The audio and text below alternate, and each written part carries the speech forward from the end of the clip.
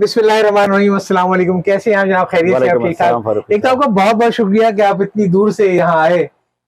तो ये आपकी मोहब्बत है, वरना सच्ची बात यह है कि बड़ा मसला है आजकल इतनी दूर आना, कोई मेवाड़ जैसे इलाके में ना। मेवाड़ से कोई यादें तो हैं आपकी थोड़ी बहुत? बहुत ज्यादा, बहुत ज्यादा। जब गुफ्तगू शुरू होगी तो मैं आपको बताऊंगा जी। अच्छा, गुफ्तगू का हमारा एक फॉर्मेट है, वो ये कि इत्तेफाक से न तो कभी मेहमानों से रिक्वेस्ट करते हैं कि आप हमें ब्रीफ कर दें, और न कभी मेहमानों को बताते हैं सवाल क्या होंगे। लेकिन जो पहला सिलसिला जो हम स्टार्ट करेंगे वो है आपके बचपन से जी। और बाकी लोगों के साथ तो मेरे लिए सवाल करना बड़ा आसान था, क्योंकि उनका बचपन शुरू होता है उनकी पैदाइश से। लेकिन आपका मसला ये है कि आप भी कुछ मेरी तरीके से हैं कि अपने वालिद का और अपने दादा का बड़ा ही एहतराम करते हैं, और मैंने आपकी जो सोशल मीडिया पे पोस्टें देखी थी, तो इसलिए तो मैं आपके बचपन का आगाज करूँगा 1911 से। जी जी। जब आपके दादा अजीजुद्दीन साहब ने अलीगढ़ से ग्रेजुएशन की थी। पहले हम उनका जिक्र करेंगे, फिर आपके वालिद का और फिर आपके बचपन का। जी जी। असल में जो 1911 का अलीगढ़ यूनिवर्सिटी का बैच था वो बड़ा दिलचस्प बैच था जी। तो उसमें जो कुछ और ग्रेजुएट थे उनमें सर रॉस मसूद थे। सर रॉस मसूद थे। उसके अलावा नवाब हमीदुल्लाह खान थे, जो कि बाद में भोपाल के नवाब बने। जी जी जी। उसके उसी ज़माने में जो है वो नवाब सईद अहमद खान चतारी थे जी। और मेरे दादा भी उसी बैच में थे। अच्छा। तो वो 1911 का जो बैच था वो इस लिहाज से बहुत जबरदस्त बैच था। इसीलिए मैंने 1911 शुरू किया। मुझे यकीन है कि उनकी तारीख पैदाइश तो 1800 कुछ की होगी। 1884 की। 1884 की पैदाइश। 1884 की। चलिए यही मालूम हो गया। 1884 की थी। और इत्तेफाक से जो वो तारीख पैदाइश थी उसमें तीन नस्लों में उसी तारीख में लोग पैदा भी हुए फिर। अच्छा। तो मेरे जो दादा थे वो 14 अगस्त 1984 को पैदा हुए। जी जी जी। उसके बाद मेरे एक बड़े ताया थे जो कि पहले थे, जो कि पाकिस्तान हिजरत करके आए जी। वो भी 14 अगस्त में को पैदा हुए जी। और गालिबन 1922 में पैदा हुए। और फिर मेरी छोटी बहन भी 14 अगस्त को पैदा हुई। वैसे आपके दादा के भी तो आप जिक्र करेंगे तफसीली, लेकिन उनका और 14 अगस्त तो बड़ा रिश्ता है। Letter to Mahatma Gandhi. जी जी। उन्होंने जो किताबचा लिखा था। जी जी जी हाँ बिल्कुल। उनका बिल्कुल एक रिश्ता है 14 अगस्त से। जी जी जी। ये मैंने इसलिए सवाल किया कि जब हम तारीख पाकिस्तान को देखते हैं तो बिलूम 3-4 नाम आते हैं सामने, जिनके बारे में कहा जाता है कि वो लोग एक दो कौमी नजरिया और पाकिस्तान के उसके बानी थे। जी हाँ। एक तो नाम आता है अल्लामा इकबाल का, जो 1937 में जो उन्होंने वो की थी, जो वहाँ की एक खुतबा इलाहाबाद जी। लेकिन बाद में अल्लामा इकबाल ने अपने हाथ से लिख के दिया था कि ये मैं अलग मुमलिकत का मुतालबा नहीं किया है, बल्कि इस हिस्से में एक मुसलमान आबादी के सूबे का मुतालबा किया है। तो लिहाजा वो तो नहीं है। फिर जो दूसरा नाम आता है चौधरी रहमत अली साहब का, और जिसमें उनका जो था नाउ और नेवर। अच्छा, उसमें मजे की बात यह है कि उनके नजदीक जो तस्वुर था, जो कॉन्सेप्ट था, वो एक फेडरेशन का था, और जहाँ एक पाकिस्तान थी वहाँ एक रियासत बांगे इस्लाम भी थी, और जो पाकिस्तान का झंडा था उसमें 10 उसका था। ये खैरी बरादरान ने किया था, जो अपने वो 1917 में किया था।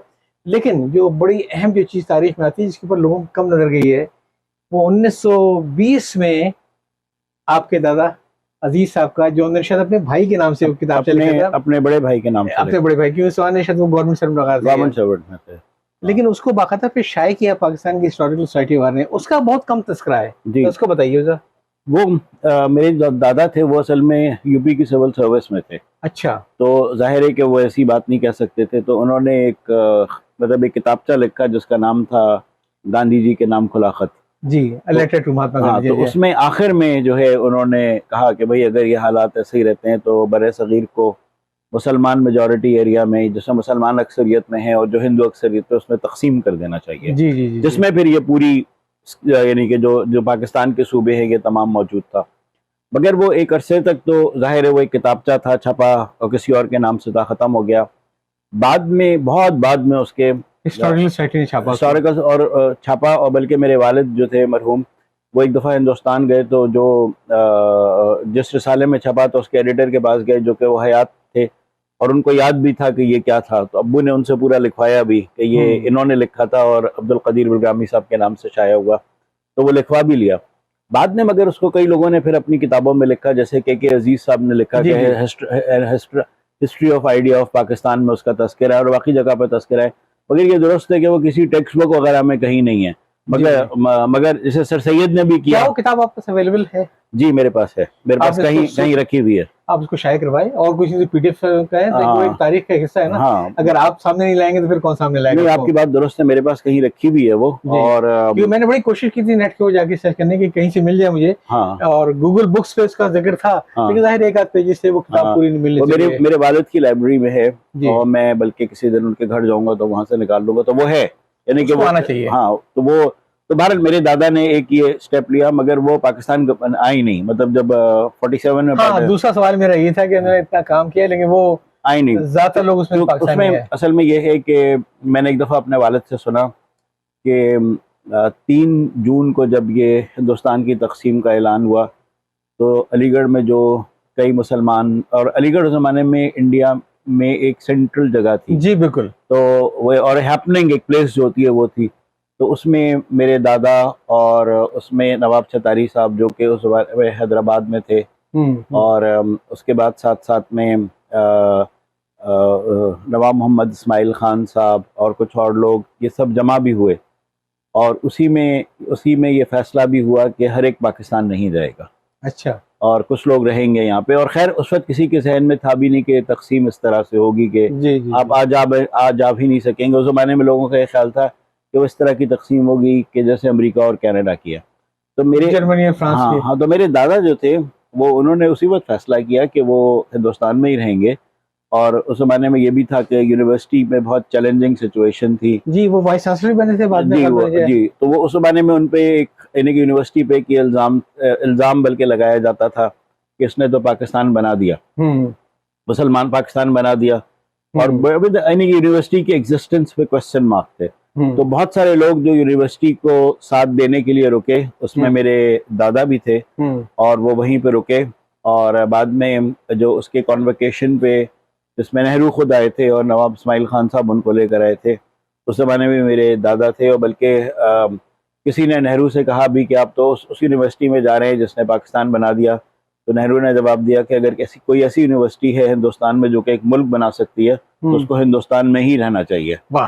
तो यानी कि तो ये है, तो मेरे दादा रुके और 1953 में फिर उनका इंतकाल हुआ। और बड़ी जबरदस्त कोठी थी अलीगढ़ में। जी, अभी भी, अब तो वो पता नहीं, बैतुल हबीब, वैसे तो उसका नाम बैतुल हबीब है, मगर वो अल्लाह वाली कोठी के नाम से मशहूर है। जी जी। तो वो अभी भी मौजूद है। अब जबरदस्त रही कि ना रही ये पता नहीं। गए आप कभी? जी, मैं गया हूँ। मैं आखिरी बार 1987 में गया था, और वो घर है अभी तक मौजूद। उसमें मेरे कुछ कजन्स रहते हैं और उनके बच्चे हैं, और तो घर वो अभी तक मौजूद है। बस जाहिर है कि वो पुराने उसका मतलब जो उसकी शान और शौकत थी उसके हिसाब से नहीं है, वो आहिस्ता आहिस्ता सुकड़ गया है, और मगर बहरहाल वो घर मौजूद है। चलिए, ये तो काफी, हमारे तो आज बहुत सारी बातें करनी है, इस किस्से में ही रुकते हैं। जी जी। और अजीजुद्दीन अहमद साहब से हम अब आते हैं सफीउद्दीन साहब के पर। जी। वो आपको मुस्लिम बाग का वो आड़ू का दरख्त याद है जिसके नीचे एक 2.5 साल का हसन बिलगामी अपने बाप की गोद में बैठ के फहरिस्त खाया करता था? जी जी जी।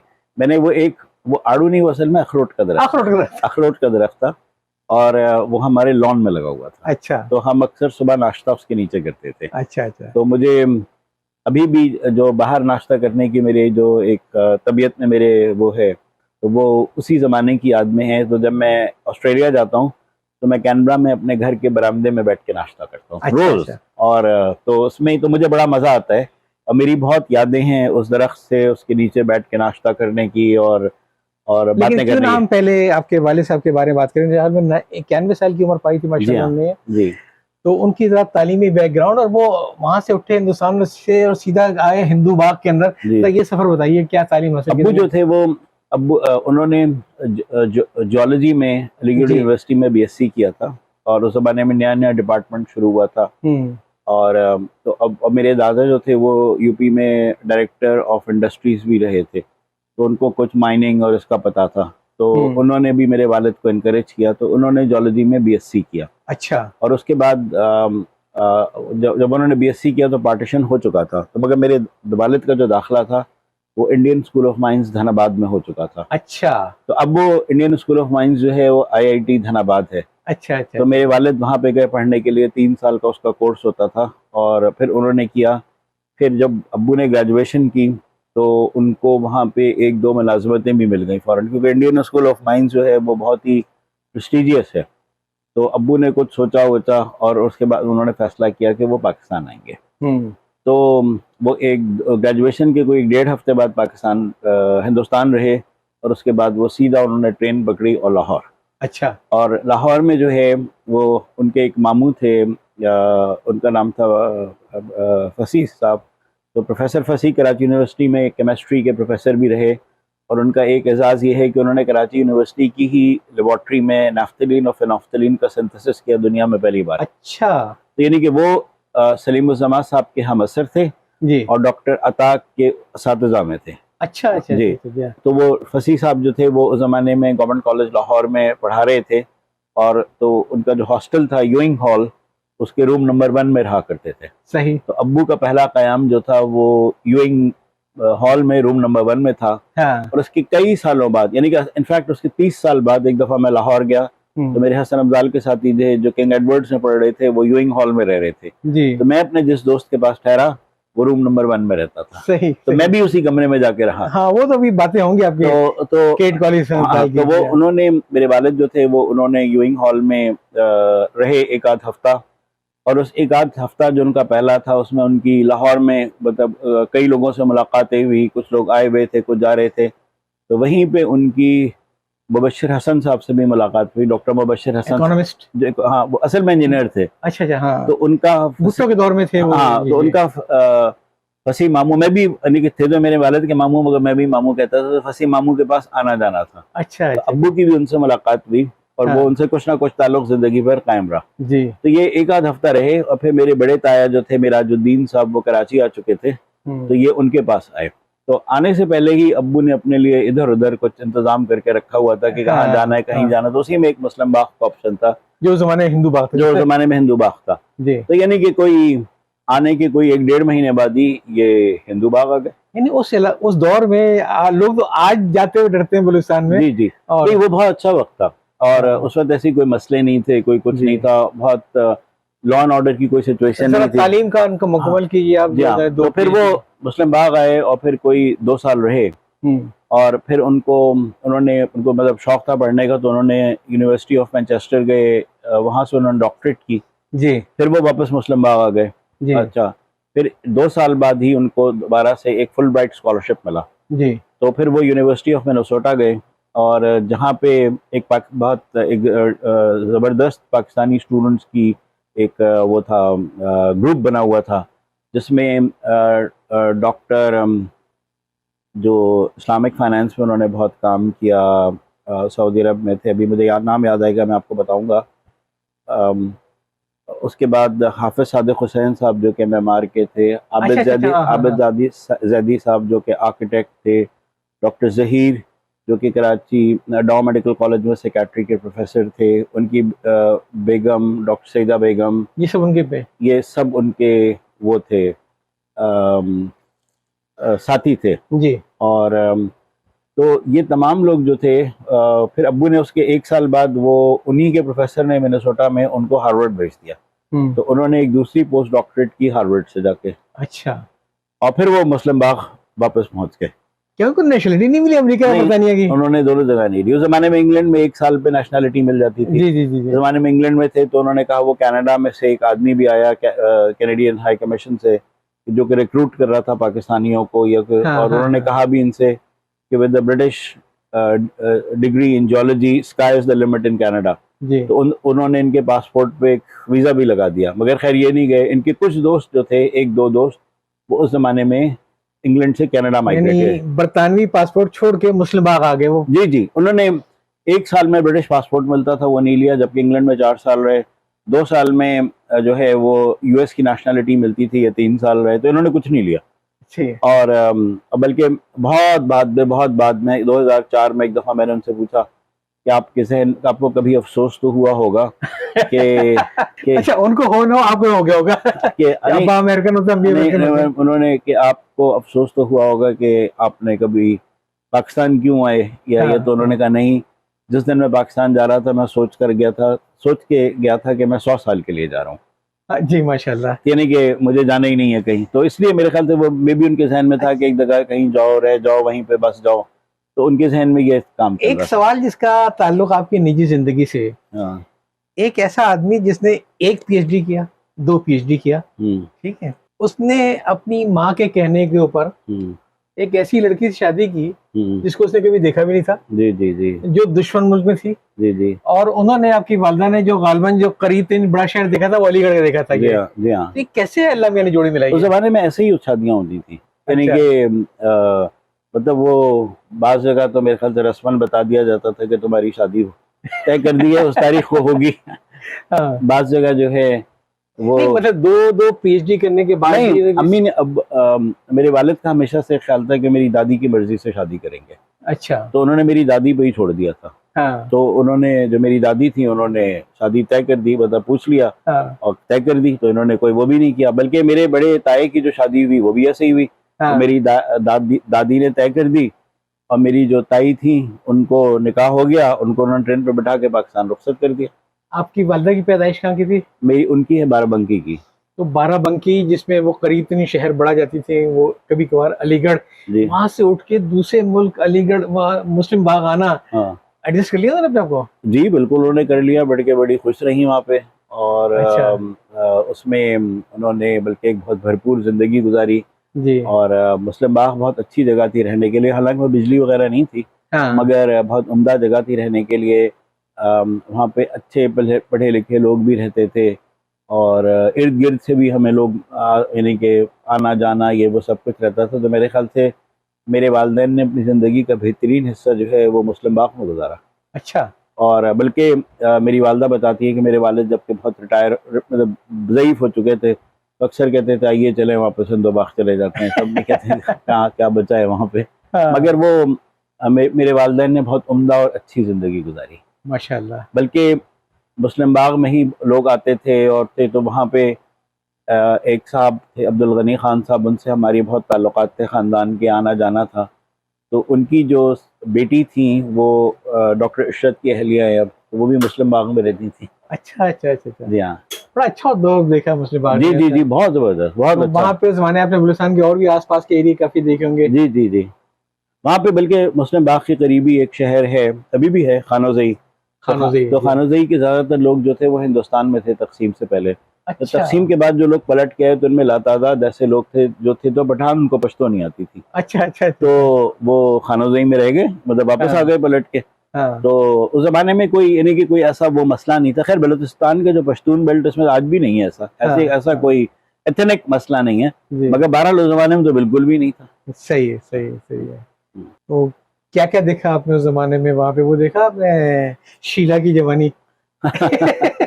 मैंने जो रेलवे स्टेशन मुस्लिम बाग का एक छोटा सा नैरो गेज का रेलवे स्टेशन था, वो अब भी है। मैंने उसको आखिरी बार 2004 में देखा। अच्छा अच्छा। और वहाँ पे स्टेशन मास्टर का घर था, वो मेरे यादों में बहुत था। मैंने अपने बचपन में पहली जो है वो हेज हॉक वो उस घर में देखा था। अच्छा। तो वो अभी भी वो घर मौजूद है, और ये मतलब बड़े में 1800 कुछ के घर। और तो वो था, वहाँ पे जंगली जानवर बहुत थे उस ज़माने में, यानी कि मेरी वालदा अक्सर मुझे और मेरे छोटे भाई को लेके पिकनिक पे जाती थी अकेले। अच्छा। जब अब्बू नहीं होते थे, कहीं दौरे पे गए हुए हैं, तो वो एक ड्राइवर होता था और हम जाते थे। तो अम्मी का जो सबसे बड़ा जो डर होता था वो ये होता था कि कोई भेड़िया ना आ जाए, कोई ये ना हो, यानी कि ये नहीं था कोई लूट लेगा, डाकू ना आ जाए, तो भेड़िया ना आ जाए, ये ना हो, वो ना हो, इस तरह की चीज़ें थी उसी ज़माने में। खैर अब तो इंसानों के रूप में बहुत से भेड़िए आ चुके हैं। बिल्कुल, तो वो एक उसी ज़माने में वहाँ पर एक स्काउट्स के चेक पोस्ट पे किसी ने लेपर्ड मारा था, वो रात को आ गया था वहाँ पे। अच्छा अच्छा अच्छा। तो वो सुबह हम सब देखने गए थे उसको, तो वो बहुत अच्छा वक्त था और बहुत उम्दा। चलिए, मेरा ख्याल है आपसे काफ़ी बातें हुई आपके दादा के बारे में और आपके वालिद के बारे में, और अभी तो मेरा ख्याल है पहला ऐसा यही ख़त्म करते हैं, और फिर दूसरे से मैं आएंगे तो ये मालूम करेंगे कि आपके वालिद का आपकी ज़िंदगी पे और आपके करियर पे क्या असर रहा। ज़रूर। तो जरूर मेरे ख्याल है पहला हिस्सा खत्म करते हैं। ठीक है।